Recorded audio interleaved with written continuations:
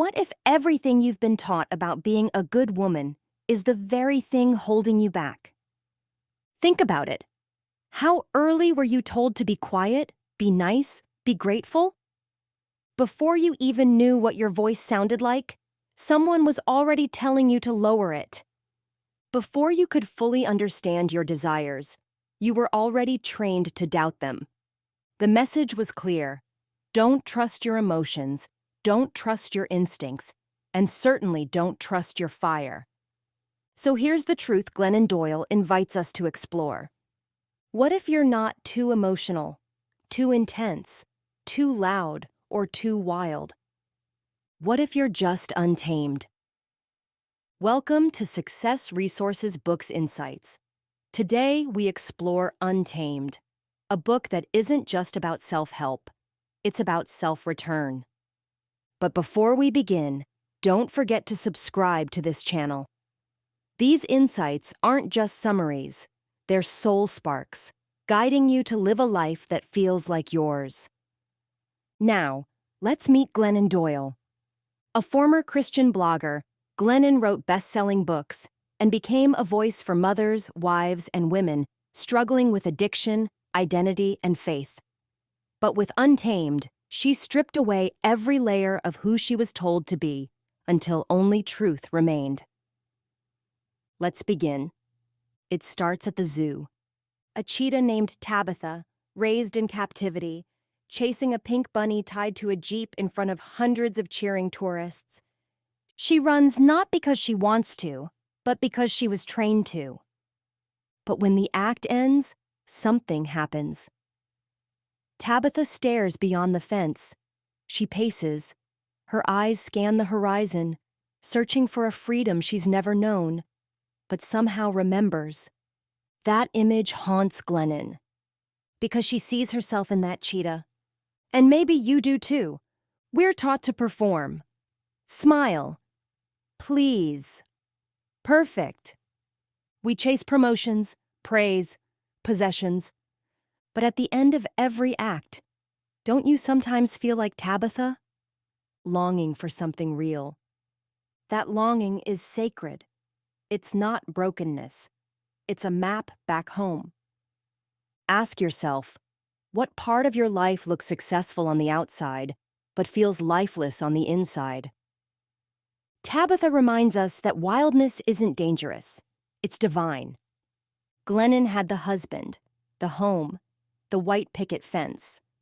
On the surface, she had everything. But deep inside, she felt like she was disappearing. Because for years, she confused stability with suffocation. Every time she ignored her pain, she became a little less herself. Every time she said, "I'm fine," when she wasn't, her truth buried itself deeper. She tried to fix her ache with food, alcohol, and perfection. But those were numbing tools, not healing ones. The truth? Most women don't break down because they're weak. They break down because they've been strong for too long, strong in the wrong direction. So many of us wear smiles like armor, but beneath it, loneliness, guilt, a quiet hunger for more. This is the pain of playing small. And Glennon teaches us, if your life is burning you out, it's not your failure. It's your freedom calling. Then came the moment that unraveled it all. Glennon was at a conference, just another day, another event, and then Abby walked into the room. World Cup soccer champion. Bold, authentic, free. In that instant, Glennon's world cracked open. Not because she fell in love with a woman, but because, for the first time, she felt fully awake. It wasn't about gender. It was about truth. She realized she had built a life around who she thought she should be, not who she was. The next decision changed everything. She chose to burn the script, to let the old life collapse, so something true could rise. It wasn't easy. It hurt people. It broke expectations. But sometimes, the only way to build a soul-led life is through holy destruction. Ask yourself, what are you clinging to that's killing your joy? What needs to be released so you can finally exhale? Inside every woman is a still voice. Glennon calls it the knowing. It's not loud, not logical. It doesn't shout or explain. It knows. As children, we followed it easily. We danced when we felt joy. We cried when something hurt. But over time, that knowing got layered with noise, expectations, opinions, and fear. We stopped listening to our bodies. We started believing others more than ourselves. But here's the secret. The knowing never leaves. It's still there, beneath the layers, waiting for your return.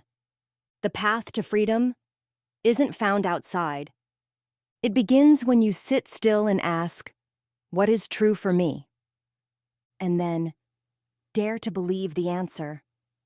If this episode is waking something up in you, pause and honor it. Take a breath.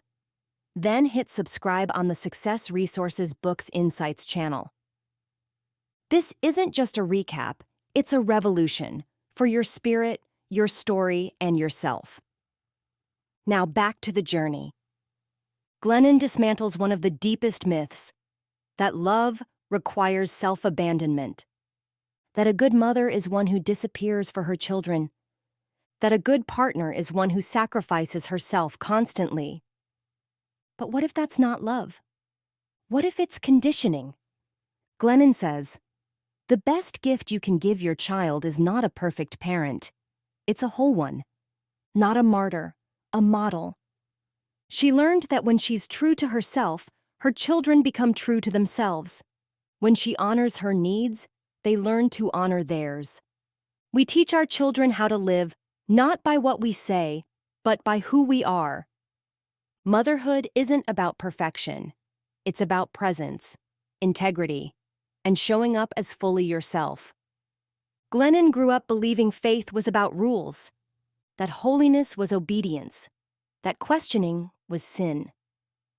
But when her world fell apart, the God she had been taught to fear felt distant. And in that silence, she discovered something deeper. Not a God who required submission, but one who invited conversation. Not a God out there, but one inside her breath, her gut, her knowing. Faith became less about being right and more about being real. If religion ever made you feel smaller, guiltier, or less worthy, maybe it's time to redefine what holiness means. Maybe it's not about obeying others, but returning to the God within. We live in a culture obsessed with more. More money, more status, more applause. But Glennon started asking a different question. What if success is peace? What if alignment matters more than achievement? What if freedom is choosing your path, even if no one claps? She left the hamster wheel of hustle and discovered something radical. Peace is the new success. So ask yourself, does your life look good or does it feel good? And if it doesn't feel good, what are you willing to change? This isn't a book about becoming wild. It's about becoming you. Before the noise, before the programming, before the taming. Glennon says, a woman becomes a responsible parent when she stops being an obedient daughter.